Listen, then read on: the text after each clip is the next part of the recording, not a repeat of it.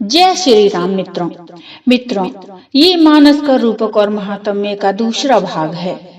मित्रों, यदि आपने प्रथम भाग नहीं सुना है तो आप चैनल पर जाकर सुन सकते हैं। आइए शुरू करते हैं। औरों कथा अनेक प्रसंगा, तेहि सुख पिक बहुबरन बिहंगा। इस रामचरितमानस में और भी जो अनेक प्रसंगों की कथाएं हैं, वे ही इसमें तोते, कोयल आदि रंग बिरंगे पक्षी हैं। अब दोहा आता है। पुलक बाटिका बागवन, सुख सुबिहंग बिहारू। माली सुमन सनेह जल, सींचत लोचन चारू। कथा में जो रोमांच होता है वही वाटिका, बाग और वन है, और जो सुख होता है वही सुंदर पक्षियों का विहार है। निर्मल मन ही माली है, जो प्रेम रूपी जल से सुंदर नेत्रों द्वारा उनको सींचता है। अब चौपाई आती है। जे गा वही है चरित संभारे, तेई एहि ताल चतुर रखबारी। सदा सुनहि सादर नर नारी, तेई सुरवर मानस अधिकारी। जो लोग इस चरित्र को सावधानी से गाते हैं वे ही इस तालाब की चतुर रखवाले हैं, और जो स्त्री पुरुष सदा आदर पूर्वक इसे सुनते हैं वे ही इस सुंदर मानस के अधिकारी उत्तम देवता हैं। अति खल जे विषय बग कागा, ए सर निकट न जाहि अभागा। सम्मुख भेग सेवार समाना, इहा न विषय कथा रसनाना। जो अति दुष्ट और विषयी है वे अभागे बगले और कौवे हैं, जो इस सरोवर के समीप नहीं जाते, क्योंकि यहाँ इस मानस सरोवर में घोंगे, मेंढक और सेवार के समान विषय रस की नाना कथाएं नहीं है। तेहि कारण आवत ही हारे, कामी काक बलाक बिचारे। आवत एहि सर अति कठिनाई, राम कृपा बिनु आई न जाई। इसी कारण बेचारे कौवे और बगले रूपी विषयी लोग यहाँ आते हुए हृदय में हार मान जाते हैं, क्योंकि इस सरोवर तक आने में कठिनाइयां बहुत हैं। श्री राम जी की कृपा बिना यहाँ नहीं आया जाता। कठिन कुसंग को पंथ कराला, तिनके बचन बाग हरि बयाला। गृह कारज नाना जंजाला, ते अति दुर्गम शैल विशाला। घोर कुसंग ही भयानक बुरा रास्ता है। उन कुसंगियों के वचन ही बाघ, सिंह और सांप हैं। घर के कामकाज और गृहस्थी के भांति भांति के जंजाल ही अत्यंत दुर्गम बड़े बड़े पहाड़ हैं। बन बहु विषम मोह मद माना, नदी कुतर्क भयंकर नाना। मोह मद और मान ही बहुत से बीहड़ बन हैं, और नाना प्रकार के कुतर्क ही भयानक नदियां हैं। अब दोहा आता है। जे श्रद्धा संबल रहित, नहीं संतन कर साथ। तिन कहूँ मानस अगम अति, जिनहि न प्रिय रघुनाथ। जिनके पास श्रद्धा रूपी राह खर्च नहीं है और संतों का साथ नहीं है, और जिनको श्री रघुनाथ जी प्रिय हैं, उनके लिए यह मानस अत्यंत ही अगम है। अर्थात श्रद्धा, सत्संग और भगवत प्रेम के बिना कोई इसको नहीं पा सकता। अब चौपाई आती है। जो करी कष्ट जाई पुनि कोई, जातई नींद जुड़ाई होई। जड़ता जाड़ विषम उर लागा, गहऊ न मज्जन पाव अभागा।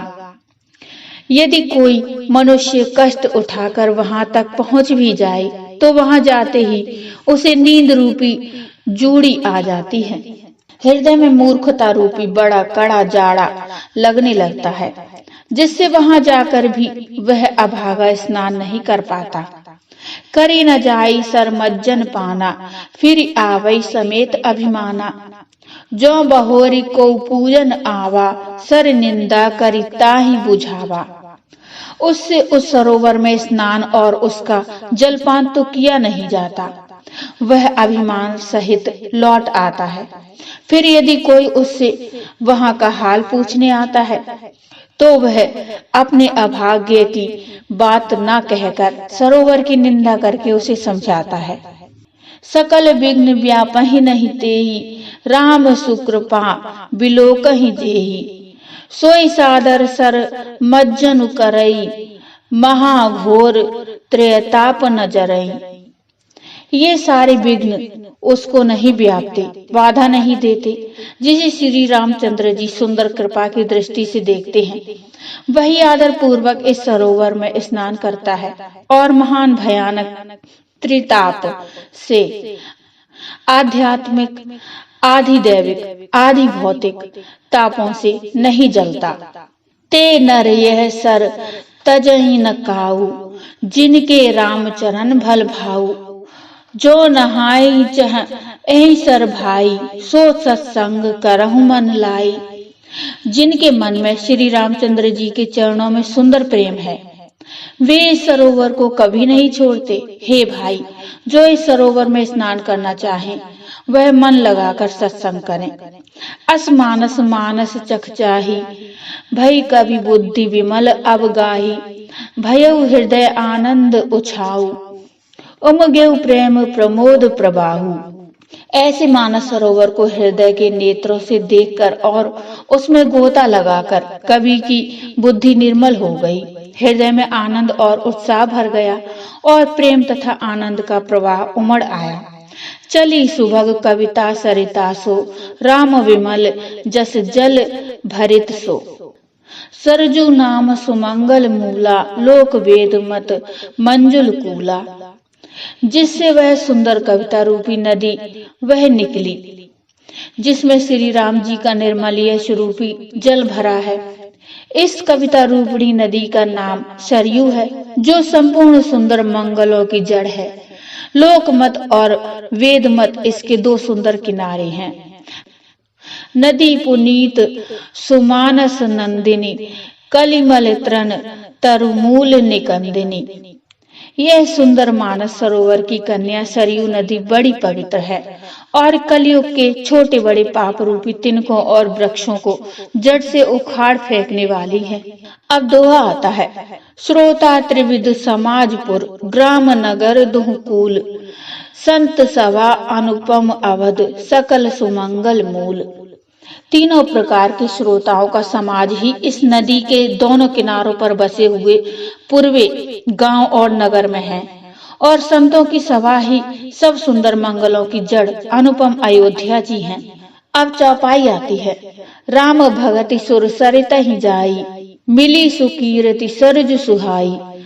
सानुज राम समर जसु पावन, मिले महानद सोन सुहावन। सुंदर कीर्ति रूपी सुहावनी सरयू जी राम भक्ति रूपी गंगा जी में जा मिली। छोटे भाई लक्ष्मण सहित श्री राम जी के युद्ध का पवित्र यश रूपी सुहावना महानद सोन उसमें आ मिला। जुग बिच भगति देव धुनि धारा, सोहति सहित सुबिरति विचारा। त्रिविध ताप त्रासक तिमुहानी, राम स्वरूप सिंधु समुहानी। दोनों के बीच में भक्ति रूपी गंगा जी की धारा ज्ञान और वैराग्य के सहित शोभित हो रही है। ऐसी तीनों तापों को डराने वाली यह तिमुहानी नदी राम स्वरूप रूपी समुद्र की ओर जा रही है।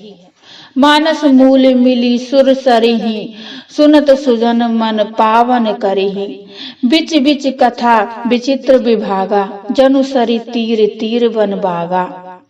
इस कीर्ति रूपी सरयू का मूल मानस श्री रामचरित है और यह राम भक्ति रूपी गंगा जी में मिली है, इसलिए यह सुनने वाले सज्जनों के मन को पवित्र कर देगी। इसके बीच बीच में जो भिन्न भिन्न प्रकार की विचित्र कथाएं हैं, वे ही मानो नदी तट के आसपास के वन और बाग हैं। तो बोलो जय श्री राम।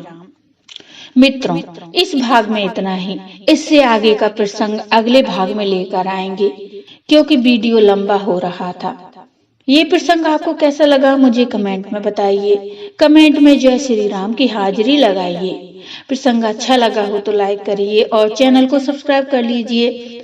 ऐसे ही नित्य श्री रामचरितमानस का पाठ सुनने के लिए मिलते हैं इससे आगे का प्रसंग अगले भाग में लेकर। तब तक के लिए जय श्री राम।